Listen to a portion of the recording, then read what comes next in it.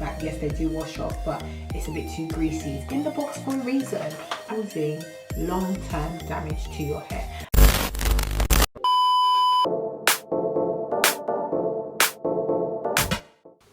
Hey guys, my name is Andree. If you haven't been here before, welcome, hi. And my video today is helping you guys do what I call the forbidden thing, relaxing your hair at home. I know it's something that people do. I know it's never going to stop. So rather than being the person that's pointing and saying no, I want to give some guidelines to help you if you are going to relax your hair at home, because I know it's done. So many of you come into the shop and say, I relax my hair at home, I got my mum to relax my hair. So these are the things that I hope will at least help guide you without probing you to do it. I do want you guys to be safe, so why not give you some good advice that you can take home with you. Obviously we're going through a lockdown, so I completely understand that there's been a lot of do it yourselves, so a lot of things are just out of the window, like out with the old, move with the times. So that's what's happening at the moment. So you know, there's certain rules that I've had to bend myself, so I definitely want to just share some of the tips with you. The first thing you want to do is make sure that your scalp is based. It should be based with a water based soluble. So I use this, which is a scalp protector. You definitely need a scalp protector. Like, don't go without it, don't do it, don't do it, don't do it. Don't use anything too heavy because you want to be able to wash it off your scalp. So don't go grabbing things like shea butter and stuff like that. Yes, they do wash off, but it's a bit too greasy. These are water soluble, so they rinse off very easily. So get yourself an actual scalp protector. Get yourself a scalp protector and don't grab things around the house. And they normally, I think some of them come in relaxers, depending on what relaxers you get. Some relaxers have like a professional box that has a lot of things inside. If they don't, I am pretty sure ORS have one. I'm pretty sure there's a scalp protector by ORS out there in this world, and I'm pretty sure that Motions has one too. So definitely use scalp protector products before you relax your hair, please. Also, what I want to add is make sure you go over the edges of your ear and the back of your ear. It's funny that I say that, but the hairline and the back are the bits that get done a lot, but people always miss out on the ears. So make sure that you really also base the areas that you know you are very, very sensitive. The next one I'm going to say is never do it yourself. It's always better to have someone else that can see the back, the side, the front. I feel like that just makes life so much easier. There is no need to try and do it yourself, because a lot of the time you overlap your relaxer, which can cause damage.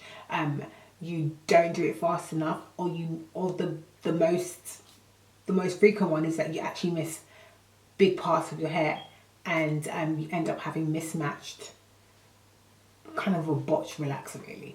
So to avoid that, get someone who can see your hair from a bird's eye view and who can actually apply the product properly. The next point I want to make is make sure that you have a timer.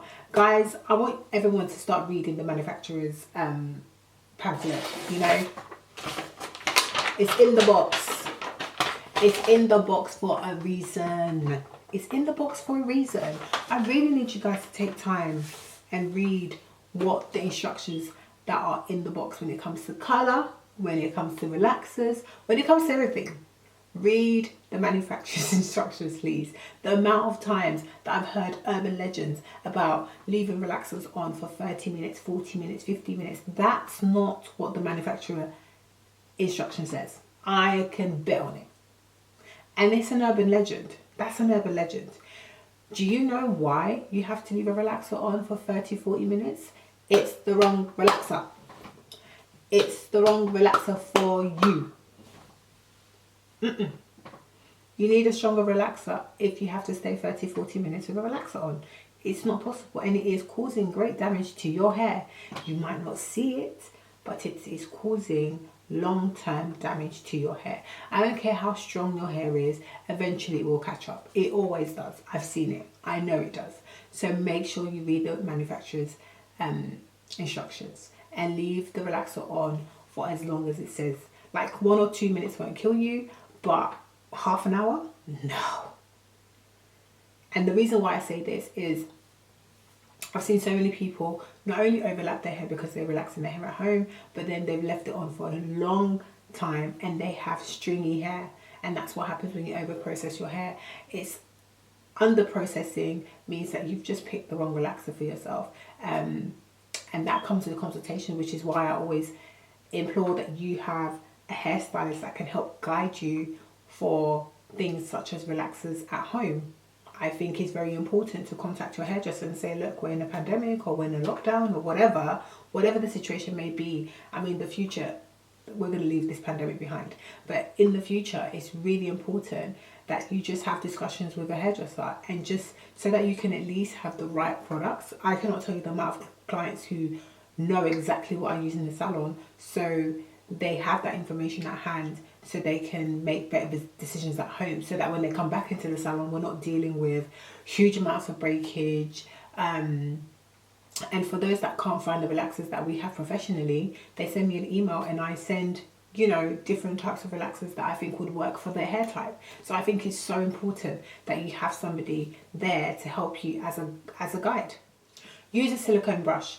Now, I think I have one here. So I used to use something quite similar to this, not this, but I used to use tint brushes to relax hair. Now what this does is it can, because of the bristles of the brush, it can irritate your scalp if you keep brushing. A spatula silicone brush is more, I'm sure I can find one, let me just get it. I found it. So you want to have something like this. They come in various sizes. I have some that are smaller. I would probably recommend the ones that are a little bit smaller because I feel like if you're doing it yourself or someone is doing it that's not a professional, they can be a little bit more careful as they're putting it on and it won't make such a mess. But I used to use these, and then it was actually one of my YouTubers, my YouTube family, one of the hairdressers on there that suggested I use a spatula, and then I didn't know that they had this in the UK. It wasn't something that I'd seen, and then I asked my wholesaler, my hair wholesaler, my supplier, and they were like, yeah, they have them. So now I have them in different sizes and I have never looked back. I only use these for colours now. So and the clients who have sensitive scalps have all said that they see a massive difference. Their relaxers stay on a little bit longer, they're less irritated, so definitely go for a silicone brush. Wear gloves. You guys don't wear gloves.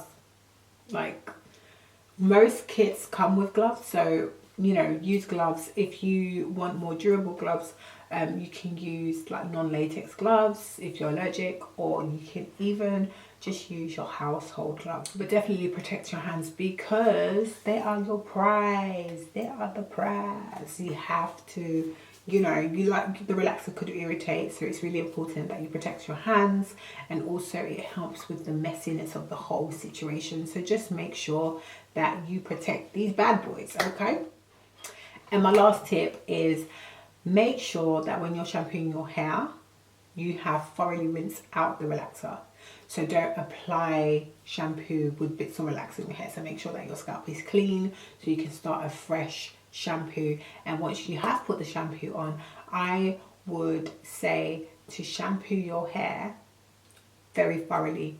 Shampoo for 3 to 4 washes and try to shampoo for a good 2 minutes at a time, just to make sure that you're really getting everything out of your hair. Because what happens is, with a professional system, there are steps, like the relaxer system that I use, we have different steps in between to help bring your hair back to its natural pH level. Whereas I've noticed with non-professional kits, they don't have those steps that kind of help your hair return back to that. And what normally happens is, when clients come into the shop and they have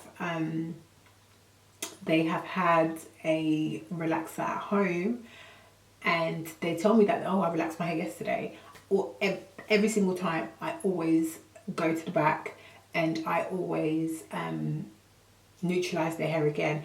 And the shampoo is almost always pink, which means that your hair hasn't returned back to its natural pH level. So I want to just make sure that you're not just doing quick shampoos. You have to make sure that you do enough shampoos until the water isn't pink anymore, or whatever it says on the manufacturer's instructions. And that's why I say it's really important to read it. So just make sure again that you read the manufacturer's instructions. If they say that the water shouldn't be pink, then make sure that the water isn't pink. If they say that the water you will never be able to tell, whatever they say, follow that, because it's very, very important information. Because by not washing your hair properly, you're potentially leaving relaxing your hair without realizing. So I hope these tips have helped, and I will see you in my next video. Peace.